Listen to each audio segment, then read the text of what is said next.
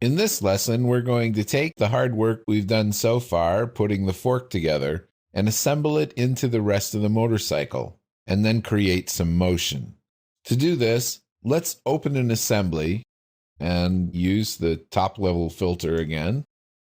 And let's add the fork assembly. This is just the entire motorcycle minus the fork.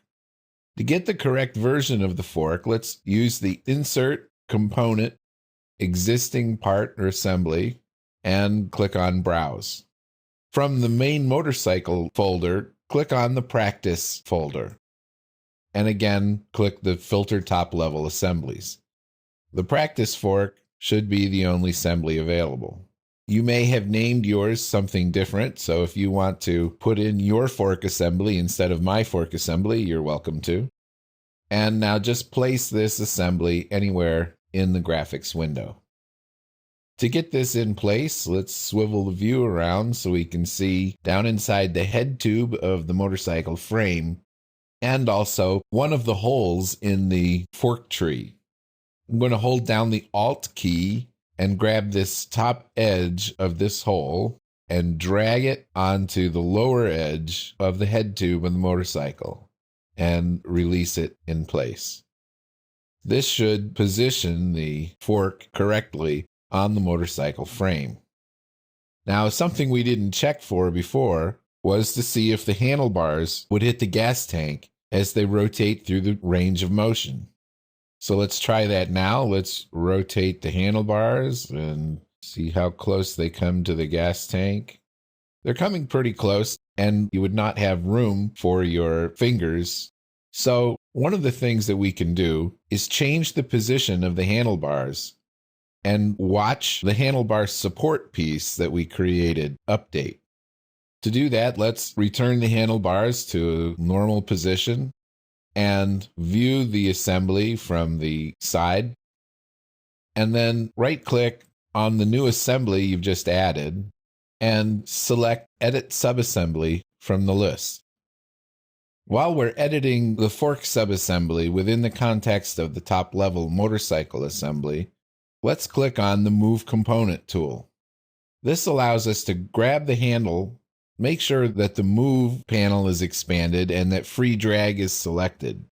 We're just going to move the handle up and back a couple of inches so that we've got some clearance between the handlebar and the gas tank. Notice that this moves these mounting pieces from where they belong. Exit out of the Move component with the green check, and then press Ctrl-Q on the keyboard. Remember that forces a rebuild, and as soon as we do that, SOLIDWORKS updates the design because of the in-context relation that we created between the handlebar and the fork. Now exit the subassembly edit mode. And this puts us back at the top level assembly, and we can check the motion of the handlebar, and we've got much more clearance now. Although the spike at the end of the controls make it uncomfortable for the rider. Now let's talk about the motion of the fork. Let's lock the fork in place to keep it from rotating from side to side. And we can do that by grabbing the right plane of the fork and control selecting the right plane of the motorcycle, mating these together coincident. That will prevent the handlebar from rotating while we're trying to actuate the suspension motion in the fork. Now, if we try to move the front wheel, SOLIDWORKS is giving us a tooltip here that says the selected component is fully defined, it cannot be moved. But when we had the fork open in its own window, it moved just fine. Let's try that again just to make sure it's still the case. To open the fork in its own window, find the fork in the Feature Manager, click on it, and then click on the Open Assembly icon. This will bring the fork open in its own window where we've seen it before. Now we can zoom in and select a face of the linkage and create the motion. Okay, this works just fine. So if we go back to the main assembly with Control-Tab and try the same sort of motion here, why doesn't it work? Why does SOLIDWORKS tell us that the component is fully selected and it cannot be moved? Well, the reason is that when SOLIDWORKS solves a subassembly, the mates for the subassembly are not solved within the upper level assembly. So the subassembly is generally treated as a rigid component within the top level assembly.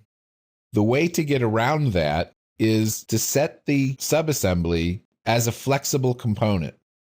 Let's take a look at how to do that. If you click on the practice fork assembly in the feature manager, just a regular left click, you can select component properties from the pop-up toolbar. This component properties dialog has an option in the lower right-hand corner for solve as either rigid or flexible. The default is rigid. Just so you know, the advantage of a rigid subassembly is that it works faster. SOLIDWORKS doesn't have to solve all of the mates at the same time. This is part of the reason for using subassemblies in the first place, is that if you have a large assembly with many subassemblies, you don't have to solve hundreds of mates in the top level. You can only solve the mates that are in the top level assembly. So if I set this as flexible, what happens is that SOLIDWORKS now has to solve all of the mates in the top level assembly plus all of the mates in the fork assembly. Let's say OK and come back in and grab this face again. You have to be very careful to grab the face and not an edge when you're making this motion. If you grab this face and move it up and down, you notice that you're getting all of the motion that you had before. Just so you know, if you grab the wheel and try to pull that up and down, notice how the motion is much jerkier. That's because SOLIDWORKS isn't really sure what you're trying to do. It's not sure if you're trying to spin the wheel or move this mechanism. So when you're creating motion or when you're dragging the motion on the screen, it's safest to move the items with the fewest degrees of freedom. The wishbone can only move back and forth. That's the only motion that the wishbone has. Notice that this is why I constrained the fork so that it could not rotate. Because if the fork was allowed to rotate and I tried to move the wishbone would be able to rotate with the fork and move up and down within the fork. And SOLIDWORKS would get very confused and the motion would be very jerky. That's also why moving the wheel, while very tempting from a user point of view, is technically not a great idea because you see we get all of this jerky motion. SOLIDWORKS is just not sure what to do with what you're asking it. For any given position of your cursor during the drag, there are a couple combinations of the position of the lever and the position of the wheel in rotation that could be used to put the cursor in that position. So we've achieved the motion that we wanted to create.